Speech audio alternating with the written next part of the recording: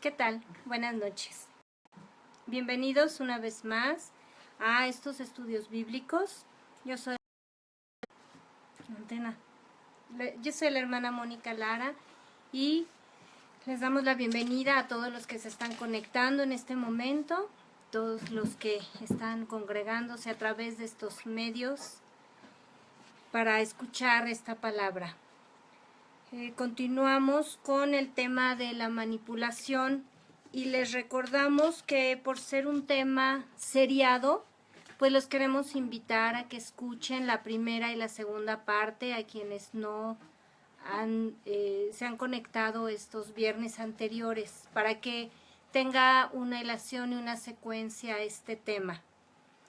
Bueno, pues como hemos estado estudiando, la manipulación surge de una o varias mentiras del manipulador a la persona que controla. Estas mentiras implican atribuirse o reconocerle al controlador características y poder que solo le pertenecen a Dios. Pero en cualquier caso son relaciones destructivas, sea en el rol que se dé, la manipulación, el control, el chantaje, todo esto genera una relación destructiva, pues la manipulación es un pecado, recordémoslo. Y se manifiesta a través de 3 condiciones: el temor, la dependencia y la codependencia, y la culpa. Todo esto se gesta en las emociones y el desconocimiento de la palabra de Dios. Recordemos que la manipulación se da precisamente a nivel de la carne, a nivel de generar de una persona a otra el control, ¿verdad? El control porque lo atemoriza, porque le dice sin ti no puedo vivir o tú sin mí no puedes vivir, y lo convence o lo culpa y lo convence, y a través de estas 3 condiciones toma autoridad desmedida sobre su libre albedrío y anula su voluntad. Bueno, este realmente es un tema muy fuerte, ¿verdad? Pero Dios llama pecado al pecado y está limpiando a su iglesia para presentársela sin mancha ni arruga. Por supuesto que la manipulación se da tremendamente entre cristianos, entre asistentes a la congregación, ¿verdad? Porque existe una amenaza más fuerte y es, si no haces lo que yo te digo, Dios te va a castigar.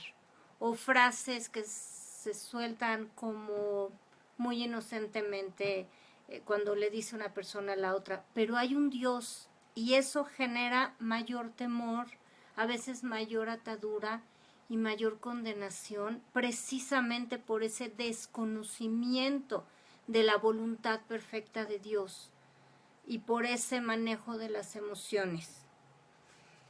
Es vergonzoso que como cristianos tengamos una conducta de esta naturaleza. Por eso el Señor nos está enseñando lo que Él espera de nosotros. Nos está revelando las actitudes que tenemos ante los demás y nos está mostrando cómo quiere que sigamos actuando conforme a sus mandamientos. Ahora, hemos estado hablando en la primera parte qué es la manipulación. En la segunda parte abordamos el tema de acuerdo a los diferentes roles, autoridades, en la parte familiar. Recordemos que aún, por ejemplo, la publicidad, los medios se valen de la manipulación para crear en nosotros necesidades que no tenemos, llevarnos al consumismo, llevarnos a situaciones que crean un problema social, a los vicios, a muchas cosas, y se valen de esto. Pero nosotros como cristianos somos columna y baluarte de la verdad y debemos estar conectados al Espíritu Santo, conectados al Padre, y nuestra mente debe ser renovada mediante la palabra de Dios. debemos ser sabios y debemos ser dignos hijos de Dios. Esto es ser espiritual, estar conectados, nuestro espíritu con el Espíritu de Dios constantemente, conociendo su palabra, razonando sus razones. La inteligencia de acuerdo a lo que Dios enseña es lo que nos libera de todo este tipo de enredos y de ataduras. Ahora, en los diferentes roles, como mencionábamos, en la parte familiar, terminamos hablando con los cónyuges, acerca de los cónyuges, y obviamente cuando los esposos son manipuladores, pues son padres manipuladores de ambos géneros. ¿Cómo se manifiesta esto? Bueno, vamos a ver las características más comunes. Como hablábamos, hay muchas otras formas de controlar y de ejercer dominio sobre una persona, pero vamos a mencionar algunas solamente. Los padres manipuladores son impositivos y egocéntricos. Todo se centra en sus necesidades, problemas, deseos, etcétera, ¿verdad? Aun cuando el hijo sea quien tiene el problema o tiene el evento, la necesidad, la bendición, etcétera. Por ejemplo, un niño se enferma y el papá o la mamá, su comentario es: estoy tan preocupado de que se sienta mal mi hijo, estoy tan preocupada. Algunas veces lo que más les agobia es el cuánto va a costar con médicos y las medicinas y todo lo que se puede generar a partir de una enfermedad. Muchos padres lo que buscan es el apoyo, es la autocompasión de la gente, cuando el hijo es el que tiene la enfermedad, cuando el hijo es el que está sufriendo. Decimos que todo se centra en un padre cuando es manipulador.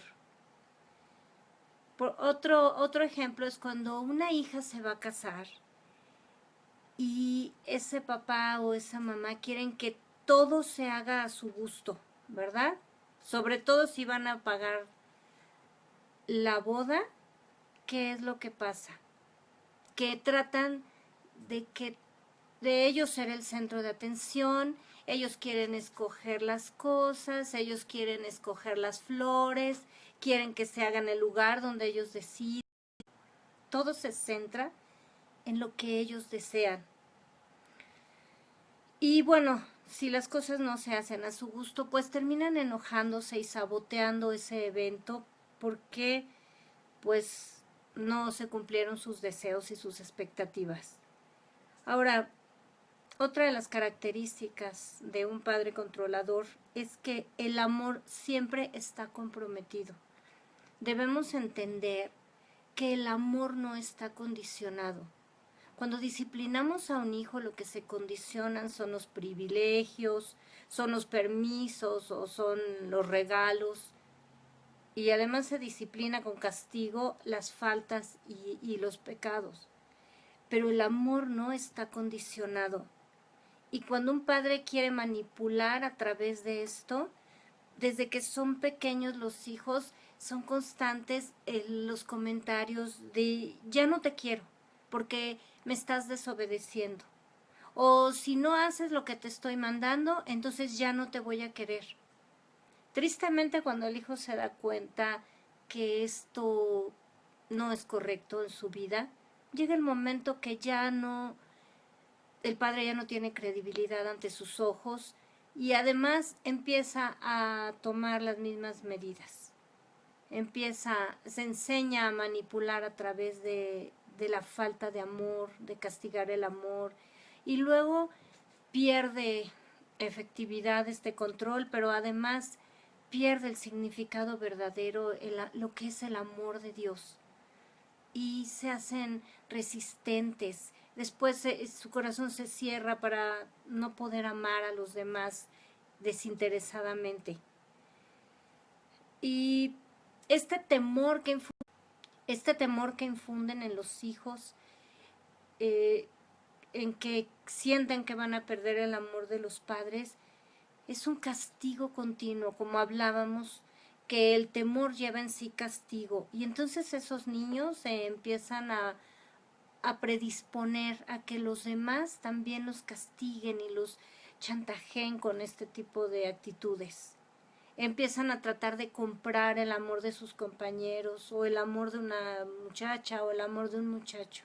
Hay una inestabilidad emocional terrible y los niños crecen con una inseguridad muy grande, porque si sus padres limitan el amor a que ellos sean perfectos o a que ellos hagan la voluntad de los padres, esto genera una vida muy, muy triste, muy insegura. Ahora, igual que entre los cónyuges, cuando hay manipulación, otra de las características es que toda la relación entre padre e hijo, entre madre e hijo, se genera en medio del drama. Todo es emocional. Los gritos, el llanto es constante, el silencio, decíamos, cuando a veces los padres se callan y entonces el hijo empieza a angustiarse muchísimo porque no sabe ni qué están pensando, ni cómo van a actuar. La cara de víctima y la cara de necesito que me tengan lástima y tú no me quieres y yo no te quiero, y esta dinámica tan terrible que se da entre padres e hijos es muy destructiva. Otra de las características es que se violentan las prioridades ordenadas por Dios cuando los hijos son casados. Cuando un padre o una madre se quiere imponer su voluntad y sus deseos sobre la relación matrimonial y familiar de sus hijos, intenta, por ejemplo, imponerse sobre el tiempo del hijo. El hijo va a trabajar y antes de que regrese a ver a su esposa, a estar con sus hijos, los obligan, los chantajean para que vayan a visitar a sus padres todo el tiempo. Les imponen su presencia en las vacaciones familiares, en los eventos familiares, y se imponen aún sobre las necesidades de su cónyuge o de sus hijos. Esto trae destrucción familiar. Esto provoca muchos divorcios entre los hijos que tienen suegros manipuladores de ambas partes. La Biblia dice que, por tanto, el hombre, y esto se refiere al hombre y a la mujer, al ser humano en general, dejará a su padre y a su madre. Y ya decíamos que dejar implica dejar físicamente, dejar emocionalmente y dejar nuestra vida de soltero atrás y ser unas nuevas personas, unirnos a nuestra pareja y formar una sola carne. Y los padres no tienen nada que hacer en esta sola carne. El matrimonio es de dos y la familia ahora tiene otra prioridad. Es el cónyuge, es el esposo, la esposa y los hijos. Es bueno amar a nuestros padres, respetarlos y considerarlos, apoyarlos inclusive cuando son ancianos y necesitan un apoyo, a veces financiero o a veces irlos a visitar y seguirlos amando. Pero esto de ninguna manera permite el que los padres irrumpan la vida de sus hijos, trastornen una dinámica familiar y además impongan aún el dinero, por ejemplo. Aún hablábamos de que el dinero es un arma muy poderosa para el manipulador.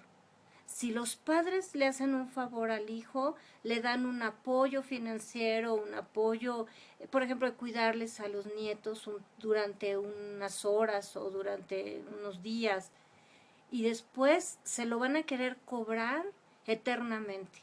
Es un pagaré en blanco que no tiene vigencia, ¿verdad? Que no tiene fecha de caducidad, y esto entonces lo cobran queriendo dominar, queriendo imponer su presencia y su voluntad en la vida de la nueva familia, de la nueva pareja. Y si es a la inversa, si el hijo es el que tiene el dinero, pues tratan de controlar y hemos visto este tipo de comentarios de ¿por qué le das a tu esposa si primero conociste madre? Y a mí me tienes que apoyar porque yo te di la vida y tú me debes a mí, yo te pagué la escuela y yo luché y te mantuve. Y toda este diálogo tan destructivo se genera en las familias. Ahora, vamos a ver la otra parte de la moneda, ¿verdad? Los hijos. La Biblia dice que no hay justo ni aun uno. Todos pecamos, así que todos venimos con la naturaleza caída, con una naturaleza pecaminosa, y por lo tanto los hijos siempre tratan de brincar las reglas y los límites, probando nuestra capacidad de control. Y estoy hablando no de manipulación en este momento, sino del control de la situación y de la autoridad como padres. Los hijos siempre van a tratar de probarnos a ver hasta dónde nos pueden llevar. Entonces, como padres, bueno, pues ya debemos estar preparados y conectados con Dios y pidiéndole la sabiduría y la unción para educar a nuestros hijos. Muchas veces pensamos que la unción la necesitan solamente quien predica. La necesitamos los siervos de Dios que traemos la palabra a la congregación, a las ovejas que necesitan el alimento. Pero el Señor nos da unción para hacer y cumplir todo el propósito que Dios nos dio. Por lo tanto, como padres necesitamos ese poder para abrir nuestra boca con autoridad y que nuestros hijos aprendan a vivir conforme a los mandamientos de Dios. Entonces, ¿qué podemos esperar de un hijo al que se le permite que tome la autoridad en la casa? Al que se le consiente como si él estuviera a cargo de la familia y no los padres. Bueno, los niños manipuladores, hay diferentes grados de niños, ¿verdad? Pero muchos de los niños tratan siempre de imponer su voluntad. Los niños tratan de tomar el control imponiendo su deseo sobre los padres que no presentan resistencia. Padres de carácter débil, padres confundidos que no saben lo que está bien y lo que está mal, que no conocen la autoridad que Dios les ha dado y los límites que deben poner a sus hijos o cómo poner esos límites. Y los hijos verdaderamente se apoderan de la casa, se convierten en verdaderos tiranos. Por ejemplo, las circunstancias más comunes es que los padres que tienen carácter débil, porque tienen un don de misericordia, son muy sensibles emocionalmente, por ejemplo, y les da tristeza, les da pena, les da miedo disciplinar a sus hijos, castigarlos, usar la vara de la corrección. Otros padres, por ejemplo, porque vivieron situaciones de violencia intrafamiliar, y eso también los paraliza, y en su corazón que desea no lastimar a sus hijos como ellos fueron agredidos, entonces tampoco conocen cómo disciplinarlos. O hijos, por ejemplo, que tienen alguna enfermedad o algún síndrome, que nacieron con alguna malformación o alguna limitación física, y los padres se sienten culpables de esta situación. Otra de las causas son padres que tuvieron problemas para concebir un hijo y esperaron tanto tiempo y fue tanto el anhelo y el deseo de tener ese hijo que cuando después de años por fin el milagro llega a su vida, se sienten incapaces de ponerle un límite, porque quieren expresarle tanto amor y todas esas expectativas que tuvieron con ese hijo, Y entonces, de verdad, se bloquean. Y quiero decirte algo, la disciplina es una manifestación del amor. La Biblia dice que Dios al que ama disciplina y azota al que recibe como hijo. Y la Biblia también dice en Proverbios que el que detiene el castigo a su hijo aborrece. Entonces hay una confusión de los padres por disciplinar a sus hijos y entonces los hijos se vuelven verdaderos tiranos en la casa y controlan toda la dinámica familiar. Los hijos generalmente utilizan el temor al qué dirán de los padres, por lo que van a aprovechar los lugares públicos, como los restaurantes, las plazas comerciales, ¿no? La presencia de los abuelos, que en muchas ocasiones son cómplices de esta malcrianza. Estos padres que se pasan de su autoridad y que toman lugares que no les corresponden, sabotean la autoridad de los padres sobre sus hijos y entonces como abuelos se vuelven consentidores y sabotean esa autoridad. La Biblia dice, porque estas palabras que yo te enseño hoy las repetirás a tus hijos y a los hijos de tus hijos. Esa no es una actitud correcta de un abuelo, sabotear la autoridad o complacer el pecado de un nieto. Entonces los hijos aprovechan todo este ambiente permisivo donde sabe que si la mamá lo regaña o el papá lo regaña por comportarse mal, intervienen los abuelos o en un lugar público la gente va a voltear y a los papás les da tanta pena disciplinar a sus hijos o corregirlos. No se trata de hacer un espectáculo público, pero se trata de tomar al niñito y llevarlo a un baño, a un lugar con más privacidad y enseñarle lo que es correcto. Pero además se trata de enseñarlo desde casa. Sin embargo, bueno, los chicos van a hacer lo que sea por salirse con la suya. Aun cuando los padres los disciplinen, a veces en una tienda comercial hacen un berrinche y una pataleta y se tiran al suelo y de verdad los padres se quedan paralizados ante ellos y terminan cediendo, con tal de que el niño se calle y con tal de que ellos no se sientan culpables de todo esto. Ahora, igual que los adultos empiezan castigando el amor, ¿verdad? Chantajeando por medio de ya no te quiero, y hay muchos padres que tienen esos nichos vacíos. Recordemos que la manipulación es un juego diabólico donde están involucradas las dos personas, el que manipula y la víctima, entre comillas, de esta manipulación. Porque los padres que necesitaron amor de niños, que se sintieron despreciados por sus compañeros, que tienen estos nichos vacíos en su corazón y quieren llenarlos con el amor de un hijo, lo que van a hacer es precisamente ceder. Cuando el hijo le dice, ya no te quiero si no me compras ese juguete, se sienten aterrados de perder su amor. Si les ponen límites, si el hijo se tira al suelo o se encierra en su recámara, de cualquier edad, vemos cómo el papá o la mamá se ponen a llorar, les corrigen con la vara y luego se sienten culpables y lloran y entonces el niño o el hijo se envalentona peor y no termina. Y están criando pues personas muy antisociales, personas muy agresivas. Hay niños que aún, como comentábamos la vez pasada, se tiran al suelo y fingen que se están asfixiando, se privan, ponen los ojos en blanco y todo esto que hacen genera un terror a los padres.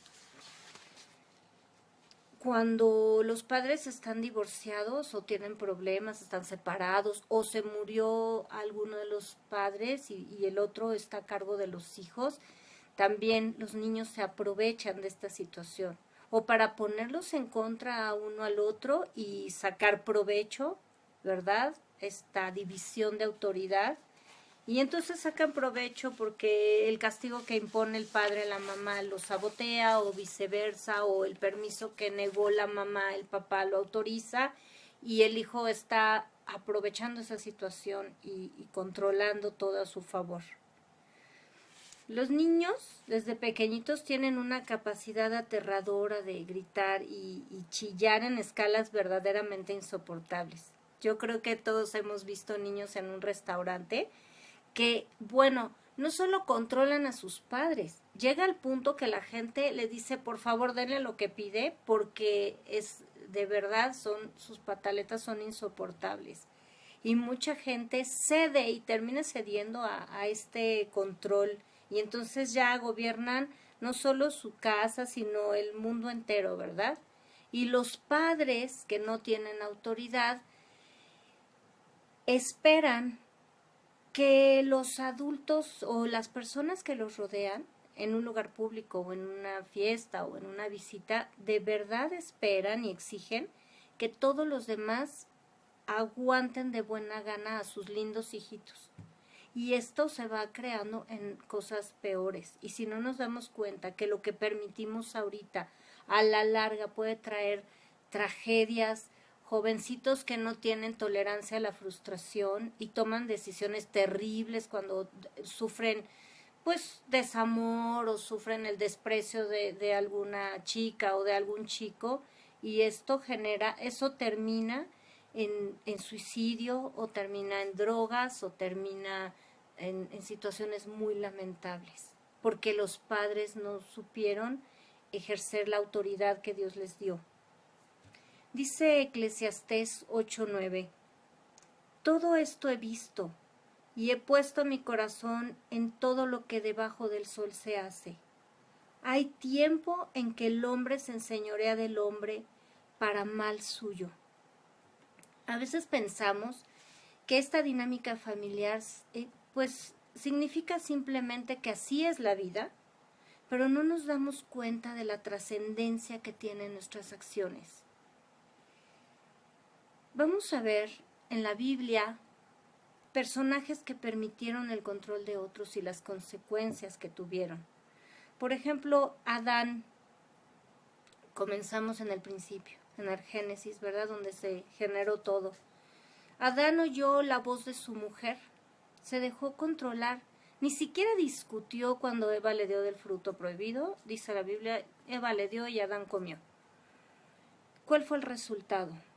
Causó una catástrofe mundial.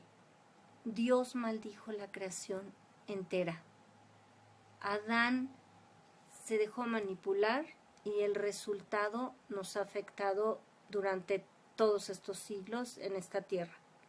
Maldición de pobreza, maldición de enfermedad, de muerte espiritual y muerte física y violencia y todo lo que se dio a partir de que Adán y Eva fueron expulsados del paraíso por haber pecado.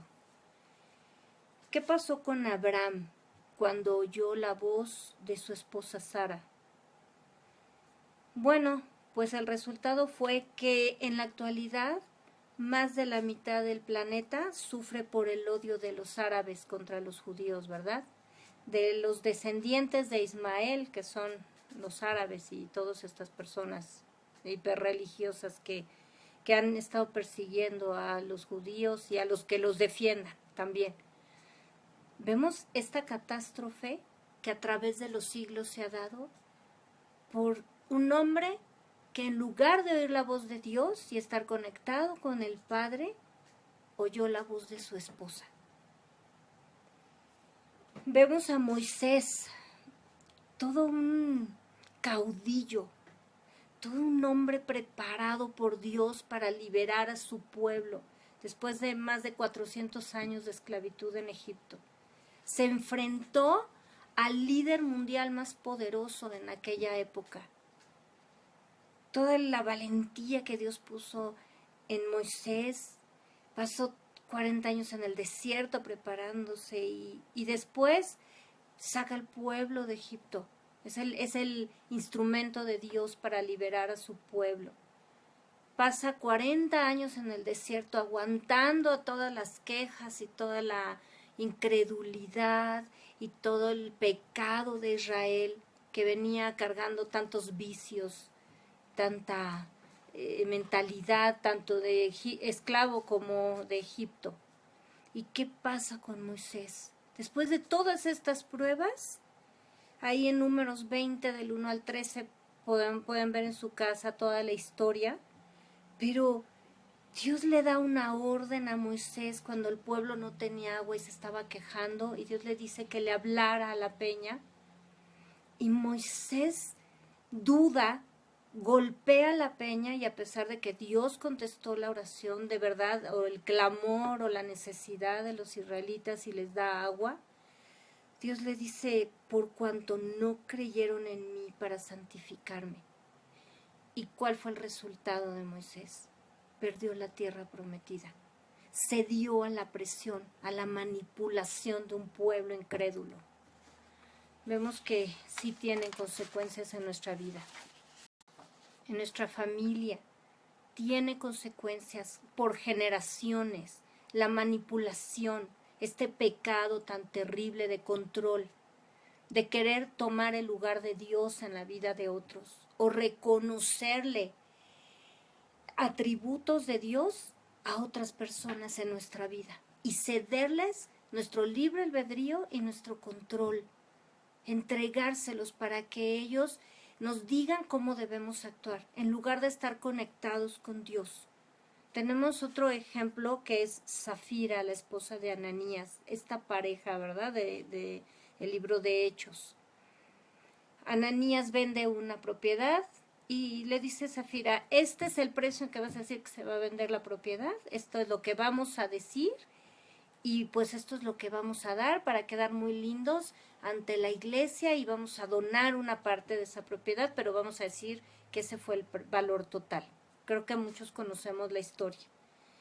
¿Cuál fue el resultado de Zafira cuando se hizo cómplice de su marido? Esto no es sujeción bíblica de una esposa a su esposo. La complicidad del pecado trae la misma consecuencia. La Biblia dice que la paga del pecado es la muerte. Y así como Ananías cayó muerto cuando mintió, y Pedro descubrió, el Espíritu de Dios a través de Pedro descubre su pecado, cayó muerto, de la misma manera Zafira pagó el precio. Le costó la vida dejarse manipular por su esposo en lugar de hablar lo que Dios enseña, la verdad. Ahora, vamos a ver la diferencia de quienes no se dejaron manipular. Job, un hombre que estaba viviendo una catástrofe terrible en su vida. Perdió todo, se murieron todos sus hijos, se quedó sin familia, se enfermó, todo le pasó a Job en unas horas. ¿Y qué le dijo la mujer? ¿Qué le dijo la esposa a Job? ¿Aún retienes tu integridad? Maldice a Dios y muérete. ¿Y cuál fue la respuesta de Job? Un hombre conectado con Dios, un hombre que deseaba agradar a Dios sobre todo y sobre todos. Le dice: como suele hablar cualquiera de las mujeres fatuas, has hablado. ¿Qué? ¿Recibiremos de Dios el bien y el mal no lo recibiremos? En todo esto no pecó Job con sus labios. ¿Cuál fue el resultado? Job fue restituido con el doble de lo que tenía. Después de pasar esta prueba tan tremenda, al final, como él no se dejó controlar por la voz de una mujer que no estaba conectada con Dios, recibió la bendición, recibió el premio, el galardón que viene con Dios, después de pasar por la prueba y resistir ese tiempo. ¿Qué pasó con Abigail? Abigail tenía un esposo, dice la Biblia ahí en 1 Samuel 25 del 1 al 42, tenía un esposo que se llamaba Nabal y su nombre significaba insensatez, así que así era el marido, violento, grosero, ingrato. David apoyó a sus trabajadores, les dio de comer con su ejército, y cuando David requirió de él el mismo apoyo, Nabal se lo negó. Y los trabajadores fueron con Abigail para decirle que David había amenazado su casa con matar a todos los varones. David era un hombre de guerra, tenía un ejército. Y Abigail, ¿qué hizo? Preparó la comida que necesitaba David y su ejército. Se apresuró, mandó la comida y ella misma se presentó para interceder por su casa. ¿Y cuál fue el resultado de David? Que recibió Abigail, porque era una mujer que estaba conectada con Dios. Y lo sabían los trabajadores de esa casa porque recurrieron a ella. Le dijeron, con tu marido no se puede hablar, pero tú ve cómo lo vas a hacer. Y ella hizo algo que aparentemente no estaba contra la voluntad de Nabal, pero estaba bajo la autoridad de Dios y bajo la voluntad de Dios. ¿Qué recibió Abigail como premio? Primero, Dios salvó su casa. Y una vez que murió su esposo, ella fue convertida en esposa del rey David. ¿Verdad que Dios se goza de los que le obedecen? Ahora vamos a ver a Daniel. Daniel no se dejó amedrentar por los sátrapas, que eran, una especie de gobernantes, una especie de autoridades que puso el rey Darío, y Daniel estaba sobre ellos. Y ellos trataron de sabotearlo por envidia. Y a Daniel, aunque le costara la vida, no iba a hacer nada contra Dios. Él no iba a dejar de orar contra su Dios, aunque le costara la vida. ¿Cuál fue la retribución que Dios le dio a Daniel? Primera, le salvó la vida milagrosamente cerrando la boca de los leones, ¿verdad? Y además dice la palabra que lo prosperó en todos los sentidos. Daniel fue un hombre próspero y fue autoridad aún habiendo llegado como cautivo a Babilonia. Este es el resultado de hombres y mujeres que han obedecido a Dios y no se han dejado amedrentar, atemorizar o chantajear por gente cercana o lejana. Y aquí vamos a entrar a otra fase. ¿Qué tal cuando nosotros como hijos queremos manipular a Dios? El ser humano siempre ha querido manipular a Dios. Algunos inclusive escriben canciones reclamándole por la pobreza y por las guerras del mundo y por los desastres naturales, ¿verdad? Personas que no tienen ni la más remota idea de cómo se conduce Dios y cómo deben conducirse ellos, hacen estas reclamaciones. Vamos a ver un ejemplo que es la parábola del hijo pródigo. Esa la van a encontrar en Lucas 15, versículo del 11 al 32. Un hombre tenía 2 hijos, narra esta parábola. El menor de ellos le dijo a su padre, papá, dame la parte de los bienes que me corresponde. ¿Y qué hizo el padre? Dice que les repartió los bienes. Se los repartió, y está hablando en plural, y si tenía 2 hijos, pues sus bienes se los repartió a ambos hijos. Ya sabemos la historia, el hijo menor se fue, despilfarró todo lo que tenía y después regresó arrepentido a casa del padre, a pedirle ser el último de sus siervos, pero el padre le dio una bienvenida extraordinaria. ¿Qué pasó con el hijo mayor? Entonces se enojó, dice la Biblia, y no quería entrar a la fiesta. Salió por tanto su padre y le rogaba que entrase. Mas él respondiendo dijo al padre, he aquí, tantos años te sirvo, no habiéndote desobedecido jamás, y nunca me has dado ni un cabrito para gozarme con mis amigos. ¿Qué no el padre le había dado también la parte que le correspondía? ¿Cuántas veces nos comportamos de esta manera? Viene una persona a Cristo, ¿verdad? Que ha tenido una vida desordenada, una vida azarosa y muy triste o muy terrible. De pronto el Señor le toca, se arrepiente, se convierte y de toda la tragedia de esa vida, en un momento consigue trabajo, su matrimonio se restaura, empieza a disfrutar las bendiciones que Dios le da. ¿Y cómo nos comportamos los que tenemos años en el Evangelio? Le reclamamos a Dios por tantos años que tenemos de servirle y seguimos esperando un milagro.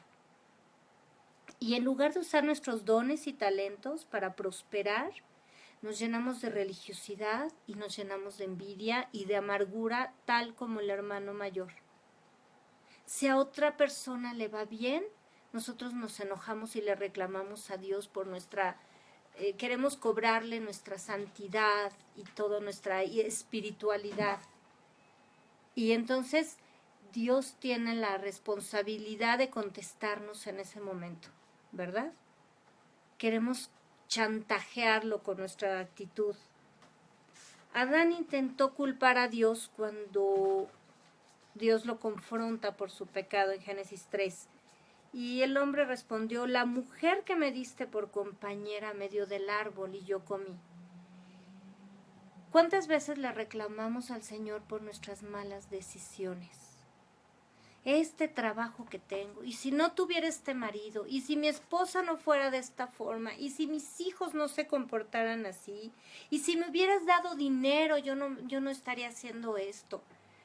Y si tuviera la casa donde yo te la pedí, pues entonces no tendríamos estos problemas. ¿Queremos también culpar a Dios por lo que hacemos mal, o por lo que tenemos o por lo que no tenemos? Nadie podemos manipular a Dios. No hay un hombre o una mujer en esta tierra que pueda chantajear a Dios y conseguir algo a su favor. El mismo Satanás intentó chantajear a Jesús. Recordemos cuando el Espíritu Santo llevó a Jesús al desierto para ser tentado por el diablo, allá en Mateo 4. Y el diablo le dice: todo esto te daré si postrado me adorares. ¿Cómo puede pretender que Jesús iba a ceder ante sus chantajes, verdad?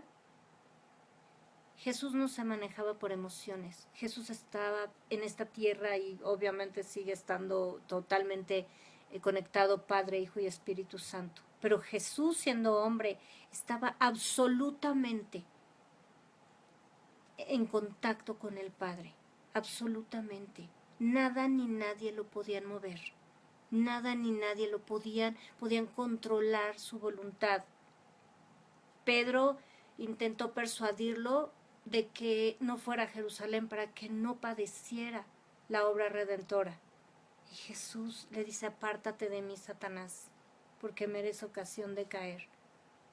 A Jesús nadie lo apartó de lo que tenía que hacer. Así debemos ser nosotros. Debemos conocer la palabra de Dios, debemos conocer la voluntad de Dios, para que nadie pueda obligarnos ni movernos a tomar decisiones incorrectas. La misma María, la mamá de Jesús, que Dios puso como mamá en esta tierra, en el tiempo que Jesús lo requirió, trató de culpar a Jesús y trató de usar esta manipulación familiar que se utiliza. Recordemos en Lucas 2, del 41 al 52, ahí pueden ver esta historia. Iban todos los años, Jesús tenía 12 años y sus padres, como era orden del Señor, estaba en la ley, tenían que ir a Jerusalén a adorar una vez al año. Llegan los papás, van pues en un grupo familiar y todos los vecinos ahí de Nazaret a Jerusalén, hay 146 kilómetros aproximadamente. Van, termina la fiesta ahí en Jerusalén y de pronto pues deciden regresarse a su pueblo natal. Y después de un día, María y José se dan cuenta que Jesús no estaba con ellos. ¿Ustedes se imaginan el impacto de presentarse ante Dios y decirle: Padre, se nos perdió tu hijo? O sea, ¡Qué responsabilidad! Pero resulta que ¿quién es el responsable de cuidar a un niño de 12 años? Y de estar al pendiente y decirle, a ver, ya vamos a recoger nuestras cosas, hijito, y te quiero junto a nosotros, porque ya nos vamos de regreso, ¿verdad? ¿De quién fue la irresponsabilidad de dejar a Jesús y no saber ni dónde estaba? Después de 3 días, lo encuentran en el templo. Sabemos que Jesús estaba verdaderamente impresionando a los conocedores de la ley. Pero en ese momento, cuando por fin lo encuentran, ¿qué pasa 3 días un niño perdido? ¿Qué pasaría? Sabemos que era Jesús y él estaba haciendo lo que el Padre le mandó hacer. Pero humanamente, un niño después de 3 años de estar perdido, tiene temor, está asustado, no sabemos si comió, si alguien tuvo misericordia y le dio algo que comer, si alguien lo ayudó a buscar a sus padres, si estaba llorando, si estaba cansado, si tenía frío, no sabemos todo eso, ¿verdad? Pero ¿qué es lo que le dice María cuando llega ahí? Llegan José y María y le dice, hijo, ¿por qué nos has hecho así? He aquí tu padre y yo te hemos buscado con angustia. En ese momento la angustia que debía ser del niño se la atribuyen toda a ellos.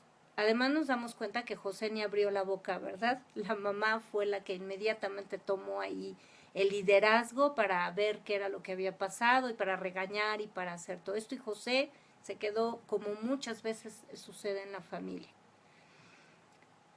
Y la culpa de ellos de haber dejado a un niño, ¿no?, a más de 100 kilómetros de distancia, sin darse cuenta, recae sobre Jesús y él era el culpable de todo esto. Jesús ni a los 12 años lo mueve eso y les contesta con la sabiduría de Dios. ¿Verdad? He estado haciendo lo que mi padre me mandó a hacer. Ahora,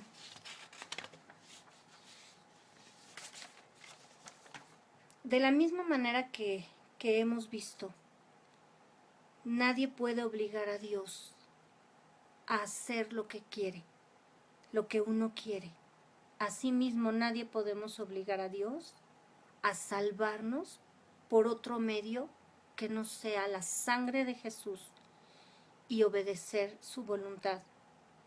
Jesús dice en Mateo 7, del 21 al 23, no todo el que me dice Señor, Señor, entrará en el reino de los cielos, sino el que hace la voluntad de mi Padre que está en los cielos. Muchos me dirán en aquel día, Señor, Señor, ¿no profetizamos en tu nombre? ¿Y en tu nombre echamos fuera demonios? ¿Y en tu nombre hicimos muchos milagros? Y entonces les declararé, nunca os conocí, apartaos de mí, hacedores de maldad.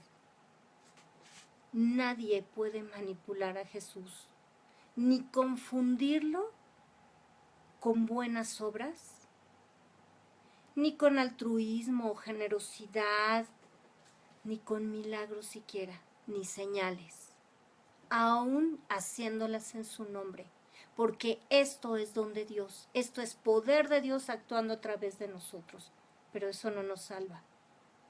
Jesús dijo que nadie puede entrar al reino de los cielos solamente diciéndole Señor, Señor, sino obedeciendo la voluntad de su Padre.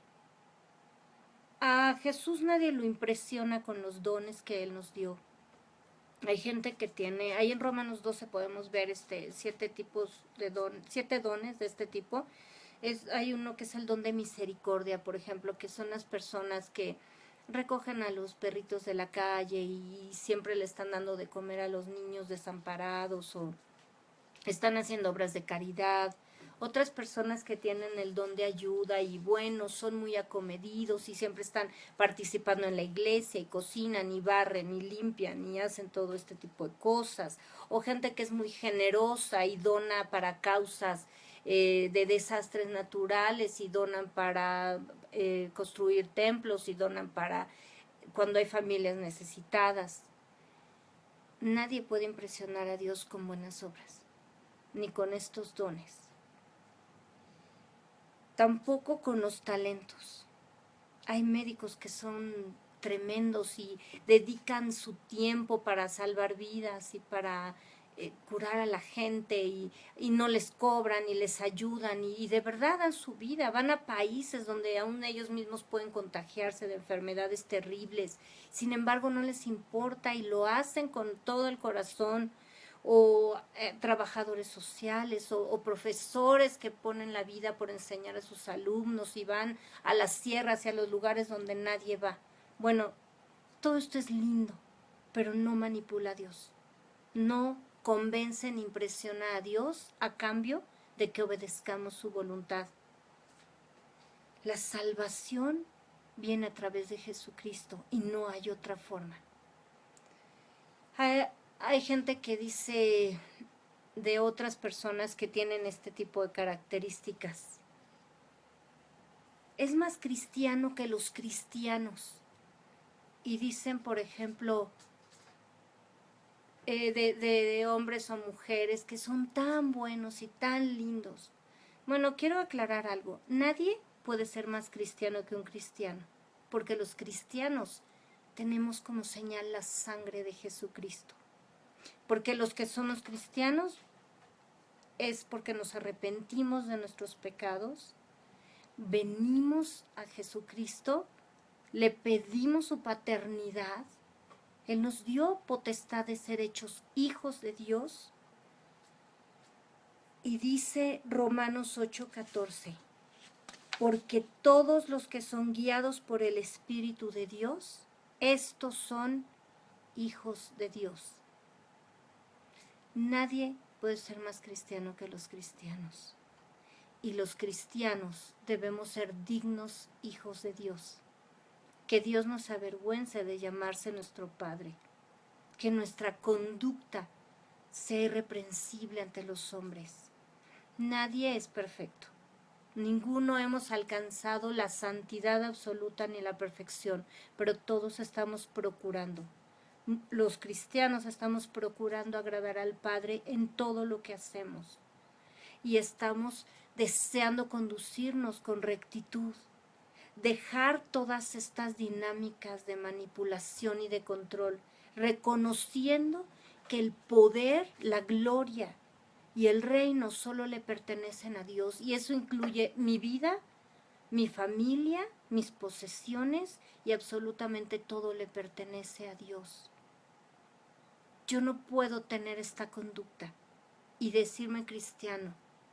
Yo no puedo con esta conducta llegar ante el Padre y decirle, mira, hice milagros, mira, fui bueno, mira, hice estas obras de caridad, y pretender que Él me acepte.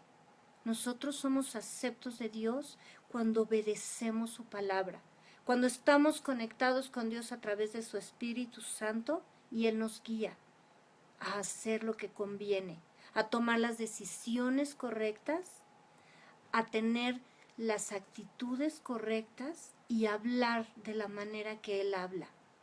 Cuando nuestra mente está renovada y tenemos la mente de Cristo, cuando dejamos de lado la carne para vivir conforme al Espíritu de Dios y formamos familias del reino, empresas donde Dios se glorifica, vidas que somos ejemplo al mundo que está enfermo y que está de cabeza y que donde todo funciona mal y donde todo funciona en las tinieblas y en el pecado. Padres que amamos a nuestros hijos, que les disciplinamos conforme a la palabra de Dios.